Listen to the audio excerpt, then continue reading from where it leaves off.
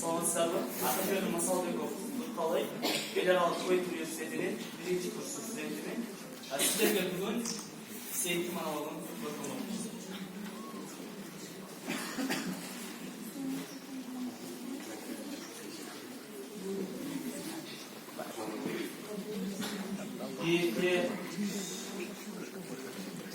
Madalın arasında surat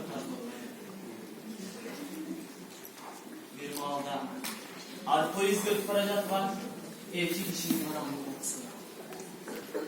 Alar, Cemile'minin Danyarıke'nin dar utandı. Emniye getir Allah'tan cüsürü, bir nesine saklanmanlar sürdürmeli. Cemile olsa, atbak cuğulgan cüncü oğlunu salınıp, bazarla geçiyor, kızıl ala güldük oynağımının çiğ bakıp çapanı biliyorlar. Bir oğlunda götürüyor tüyücüler. İkinci oğlumun danyardın asma başlığını karmanıp gelecek. Zulüko, bizin ayılda taşlar, başka yılda git varacak kandanın bilgeninde. İçi sevmiş. Dilini alıp, koklar alıp güneşti. Amin. Şaldayana koydum. Elini yıllarımda biliyor. Duydesin. Dilim damdayım bacağım aşık kalmanda. Cemile'mine danyar olsa arttın karavay. Demirci olduğunu esin gösüde yıldan bastırdı. Alardın karandarı. Ulanları oturup çiğ arasına görüp kaldı. Münavşan dağına esine gelip Cemile! De gücümdün bağırdığını çalıyı kırdım. Tom sarman dağının üstünden diyen yalnız Cemile göz olanıp bunu tanıtmasın. Cemile! Dediğimin daha gücümdün bağırdığını çalıyı kırdım. Anan oturan orman durup su demeyin. Öpükçün kiyimçen salganında mızrak çarçırandılar. Bütün güne boyuma çapladı. Ağada arabaya gücüm çıktı. Bir uvakta bütün birlesiyle çalınıp gettiler. Üminim var.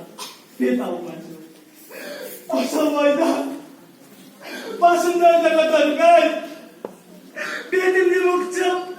Sığ ile ol. Aldığında çıktan anımdı toprakçı. Kolumda bedimli üşüdüm. Geç karanlısı canıma salganlar.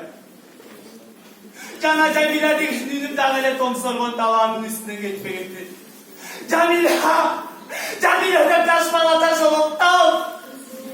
Ben özümdün en müfatlı kişilerden hoşlaşacağım. Mınavuşum, cezde ilap yatkan uçurumda rahmin Cemile'nin suyu gönlüç. Oba, belki bu benim babalık çaktağı en nazik, en taza suyun bulgon çıkar. Su olgun cengine betimde at.